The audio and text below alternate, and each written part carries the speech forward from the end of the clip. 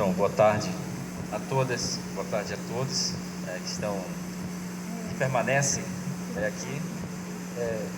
É um evento muito importante. As diferentes abordagens convergem para o mesmo tema, que é a importância da água, e ficamos com a questão do espaço urbano. Na verdade, a cidade que nós temos hoje, e toda a cidade, é sempre o reflexo de sua sociedade. Não adianta, a cidade que nós produzimos é aquilo que nós somos enquanto indivíduos e enquanto sociedade. Não adianta reclamarmos da cidade, pois nós também a construímos. Ela é só um reflexo, como diz o geógrafo Roberto Lobato Corrêa. E o espaço urbano, que também é mercadoria, é um condicionante social. As pessoas vivem onde podem e não onde querem. Não há liberdade da moradia. Se a pessoa que ganha 1 ou 2 salários mínimos ganhar num bingo uma mansão ou um edifício na área mais cara da cidade, ele não vai poder morar, porque não vai poder pagar o condomínio, o IPTU, a conta de luz e de água. É nesse sentido que o espaço é um condicionante social. Então a liberdade do morar é sempre relativa. E aí vem o questionamento: por que pessoas moram à margem de igarapé? Por que moram em áreas de risco? Como se o morar fosse uma escolha. Eu gostaria de fazer, nesses 15 minutos, uma arqueologia da relação da produção de nossa cidade com as águas. É importante fazer a arqueologia do saber, para parafrasear o filósofo Michel Foucault, porque fazer a arqueologia das coisas e da produção da cidade, da produção do espaço geográfico, nos permite aprender com aquilo que não deveríamos ser. Nos permite também olhar para um futuro melhor, a partir do nosso agora. Veja, eu vou passar um pouquinho para cá, para sair um pouco da tribuna. A cidade, pode passar. Eu vou começar fazendo essa arqueologia com uma música do nosso passado, do Chico da Silva, um importante compositor amazonense lá da cidade de Parintins, que nos legou essa música que diz que chama-se Domingo em Manaus, ou Domingo de Manaus. É um domingo de verão, estou pensando em me banhar onde? Na Ponta Negra. É bem conhecido, é um balneário que ainda existe, é uma praia, Se não quiser, eu posso dar uma chegadinha no famoso Tarumã. Não podemos mais. O Tarumã é o que eu chamo de um rio ou igarapé zumbi. Ele existe, mas não tem vida, como todos os igarapés de nossa metrópole. São igarapés zumbis. As águas estão correndo nos vales, eles estão mudando por conta dos resíduos, professora Doré, mas eles não têm mais vida, eles não têm oxigênio, eles não têm a vida que tinha ali há tempos. Então, a música do nosso Chico da Silva é uma música do nosso pretérito, é uma música que nos deixa o saudosismo de um balneário importante que foi, não é, mas continua sendo em nossa memória. Visita o Parque 10, já mostraram aqui, o professor Carlos Santos, a professora Doréia, também vou mostrar. Nós somos um pouco saudosistas no bom sentido, de mostrar aquilo que nós fomos, para pensarmos naquilo que podemos ser, nos dar uma injeção de ânimo, porque eu acredito, eu sou um otimista, que é possível melhorar tudo isso. Ponte da Bolívia, um outro igarapé. Enfim, essa música ela fala muito do que nós fomos, Pode passar aí. E nós começamos, enquanto cidade, numa relação bastante profícua com as águas, como a vida, como nós precisamos do líquido amniótico para crescer no útero de nossas mães. A nossa cidade precisou das águas do Rio Negro, que começou lá numa fortaleza, São José. Então as águas eram a possibilidade do sair e do chegar, e de nossa conexão, daqueles primeiros lá. Eu estou falando de um processo do colonizador, porque os povos originários sempre tiveram uma relação saudável com as águas. Pode passar. No primeiro momento, construímos a cidade de frente para o rio, porque o rio era a nossa possibilidade. O rio ainda não constituía a nossa negação. A água era para transporte, a água era para higienização, a água era para o consumo.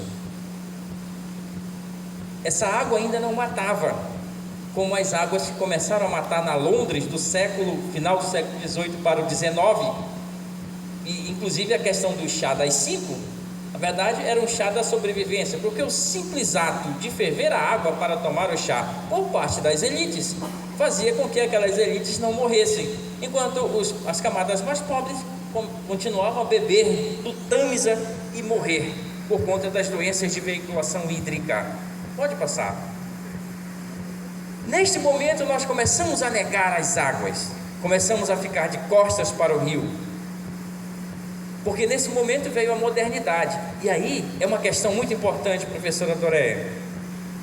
A modernidade que nos fez negar os nossos cursos d'água, negar os nossos rios, e trouxe essas mudanças com os resíduos sólidos nas barras, nos meandros dos igarapés. Tudo isso é um sinônimo da modernidade. O lixo, os resíduos sólidos, nada mais são que embalagens, e as embalagens são a nossa modernidade. Então a modernidade matou nossas águas, a modernidade matou o nosso rio. E nem sempre devemos considerar que tudo que é moderno é bom para o ambiente. É algo sempre a ser repensado. Qual é a ação e qual é as ações políticas que nós temos para o planejamento urbano? É necessário que comecemos a pensar em políticas de continuidade, porque as nossas cidades e a relação com os nossos cursos d'água, elas passam sempre por uma descontinuidade do ponto de vista da gestão pública, do planejamento e da gestão. O que nós tivemos em Manaus e temos até hoje são gestões de improviso, e aqui eu não me refiro a nenhuma dimensão partidária, eu me refiro a uma prática de governança. É preciso repensar a partir daí. Neste momento, o igarapé que passava nessa avenida atrás do teatro, Igarapé do Espírito Santo, ele foi aterrado. Foi o início, foi um símbolo de nossa relação danosa em nome da modernidade com os nossos igarapés. Essa foto ela é interessante, é muito simbólica, porque esse teatro ele destoa do entorno nesse momento. Todo o entorno era feito de casas simples, a Avenida Eduardo, o que viria a ser a Eduardo Ribeiro, passa logo atrás, cheio de córregos, de escoamento superficial, e esse teatro parece que emergia de uma dimensão, de uma outra dimensão, que trazia consigo a modernidade, que veio negar a produção, que veio negar os nossos rios. Pode passar. Então nós tivemos um crescimento exponencial da cidade, ali tem marcando as datas. 1890, em 1896 já tínhamos expandido e aterrado vários cursos d'água para o norte da cidade. Em 69, com a questão da Zona Franca, houve a expansão sobretudo para uma parte leste ali, para acomodar o zoneamento que daria lugar ao distrito industrial.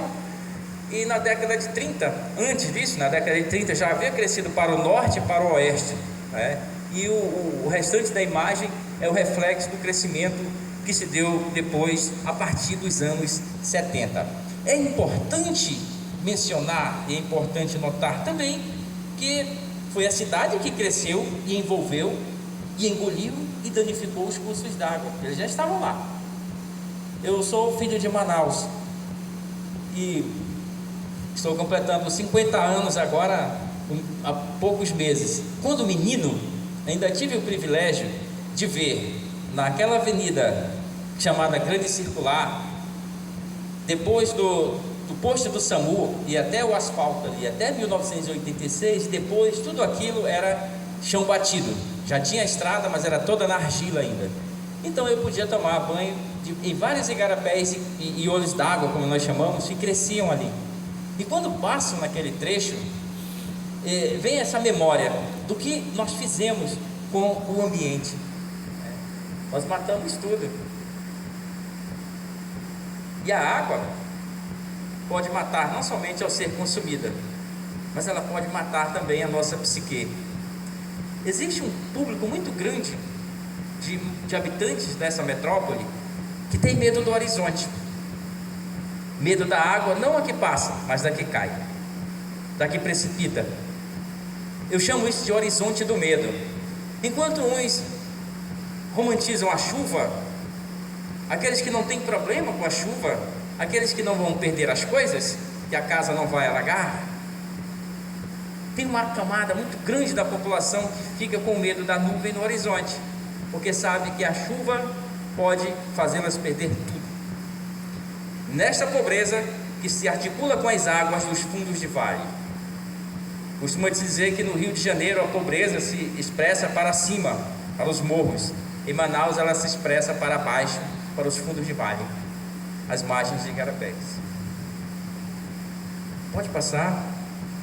E aí algumas imagens acompanhando esse crescimento e essa parte de envolver e danificar os cursos d'água a partir dos processos de ocupação intensa, onde houve um descompasso entre as demandas por moradia, por ocupação, boa parte delas do ponto de vista urbanístico e jurídico irregulares, e a oferta e a capacidade do poder público em zonear, primeiro para poder ser ocupado. E houve um dano ambiental que eu não diria irreversível. E a gente pode consertar as coisas, mas não para o agora, é sempre para o futuro, para os nossos netos, nossos bisnetos. E esse crescimento vertiginoso que a imagem mostra em sequência é o resultado desse descompasso. E até hoje ainda não temos políticas efetivas para despoluição dos cursos d'água. Nós temos políticas de paisagismo. Prosami, o professor Carlos Santos deu um exemplo disso. É uma requalificação paisagística, mas não na qualidade da água. Eu lembro do plano piloto do Prosami, lançado em 2005, no final do ano de 2005, onde se fazia propaganda e tinha uma senhora que dizia ao final da mesma: meu igarapé voltou ao que era. Não, o entorno do igarapé mudou, mas ele continua lá, tão poluído quanto.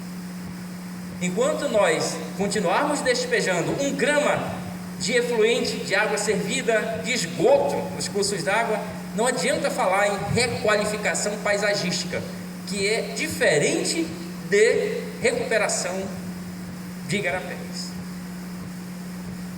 Pode passar. E aí também umas imagens, algumas não coincidir com a professor Carlos Santos e a professora Doréia, dos zumbis que nós criamos, de vivos a zumbis. As primeiras imagens mostram a vida, mostram o uso, mostram o lazer que nós tínhamos nos igarapés e o que os tornamos, os zumbis, com a expansão da cidade, com o descuido, com os igarapés sendo considerados como os receptáculos do nosso descarte, da nossa sujeira, daquilo que não queremos mais. Algumas outras fotos aí para dizer que nós não também devemos aliar poluição à pobreza. A poluição não é uma virtude de classe social, ela é uma responsabilidade de todos, inclusive e principalmente da governança. Vocês estão vendo que temos ali as intervenções do Prosami, do Igarapé Mestre Chico e o 40, e a questão do lixo continua. Aliás, existe toda uma indústria, porque todos os dias são captados da desembocadura dos igarapés São Raimundo e Educandos toneladas de lixos e resíduos sólidos nas balsas. Então, esse ciclo vicioso e danoso essa cadeia precisa ser quebrada, desde as pesquisas mais essenciais do ponto de vista da qualidade e monitoramento da água, mas também pesquisas que pensem em fazer com que esses cursos d'água deixem de ser o descarte de tudo isso, porque não vai adiantar. Ele vai continuar pútrido, vai continuar aguçando os nossos sentidos para a pior parte, os nossos olhos, a nossa visão, o nosso olfato, veneno para o nosso paladar, enfim, tudo de ruim.